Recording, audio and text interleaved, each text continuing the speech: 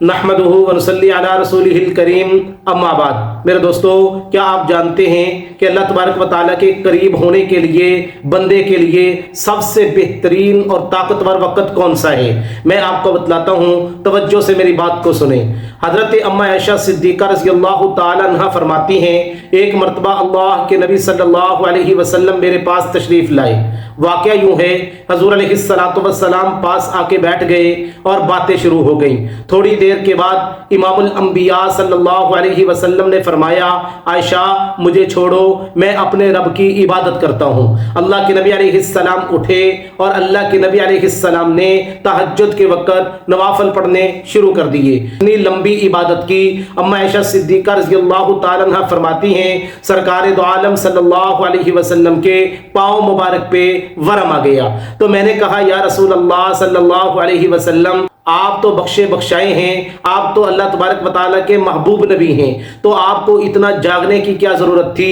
اتنی عبادت آپ کیوں کرتے ہیں؟ اللہ کے نبی علیہ السلام نے بڑا عجیب جملہ ارشاد فرمایا، عائشہ افلا اکون عبدا شکورا، کیا میں اللہ کا شکر گزار بندہ نہ بنوں؟ میں اللہ کی نعمتوں کا استعمال کر کے کیا اللہ کا اس کے اوپر شکر نہ کروں؟ میرے دوستو، رات کا آخری وقت، آخری پہر جس کو تہجد کہتے ہیں، یہ اتنا عظیم وقت ہے۔ اگر کوئی بندہ اللہ کی قربت چاہتا ہے، کوئی انسان یہ چاہتا ہے مجھے اللہ تبارک و تعالیٰ اپنا ولی بنا لے، اپنا دوست بنا لے، اور وہ یہ چاہتا ہے کہ میں مستجاب الدعوات بن جاؤں، تو اسے چاہیے کہ تہجد کی نماز کا اہتمام ضرور کرے۔ اور کون سی دعائیں ایسی ہیں جو انسان کو اللہ کے قریب لے آتی ہیں؟ میرے دوستو، بے شمار دعائیں ہیں جو انسان کو اللہ تبارک و تعالیٰ سے تہجد کے وقت میں مانگنی چاہیے۔ تہجد کا وقت بڑا عظیم وقت ہے۔ اللہ تبارک و تعالیٰ آسمان دنیا پہ آ کے اعلان کرتے ہیں، ہے کوئی میرا بندہ جو مجھ سے اپنے گناہوں کی معافی مانگے، میں اس کے گناہوں کو معاف کر دوں؟ ہے کوئی ایسا بندہ جو مجھ سے سوال کرے، میں اس کے سوال کو پورا کروں؟ اور اللہ تو یہ کہتے ہیں، وَإِذَا سَأَلَكَ عِبَادِي أَنِّي فَإِنِّي قَرِيبٌ، جب میرا بندہ مجھ سے کوئی سوال کرتا ہے، میں اس کے سوال کو پورا کرتا ہوں، میں اس کی دعا کو قبول کرتا ہوں اور اس کی دعا کا جواب بھی دیتا ہوں۔ دعا جو ہے یہ مومن کا ایک ایسا ہتھیار ہے، اللہ تبارک و تعالیٰ نے مومن بندے کو عطا فرمایا ہے۔ میرے دوستو، یہ ہر وقت انسان کو کام دیتا ہے، اس کے لیے کوئی خاص وقت کی ضرورت نہیں، جب بھی آپ چاہیں اس ہتھیار کو استعمال کر سکتے ہیں۔ یعنی اللہ تبارک و تعالیٰ سے جس وقت آپ چاہیں، جو مانگنا چاہیں آپ مانگیں، اللہ تبارک و تعالیٰ آپ کی دعاؤں کو ضرور قبول کریں گے۔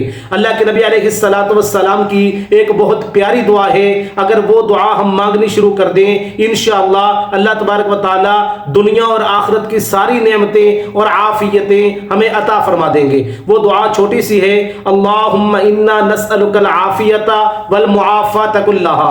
یہ دل اور سکون کے لیے اطمینان کا باعث بننے والی دعا ہے۔ میرے دوستو، اللہ تبارک و تعالیٰ سے بندہ عافیت کا سوال کرتے ہیں، یا اللہ میرے ساتھ عافیت والا معاملہ فرما، میرے ساتھ نرمی والا معاملہ فرما، میرے ساتھ رحم والا معاملہ فرما۔ تو گویا کہ بندہ اللہ تبارک و تعالیٰ سے دنیا اور آخرت کی تمام بھلائیاں اللہ سے مانگ رہا ہوتا ہے، اللہ سے عافیت مانگ رہا ہوتا ہے۔ تو میرے دوستو، اس دعا کو آپ تہجد کے وقت پڑھیں اور اس کا معمول بنا لیں۔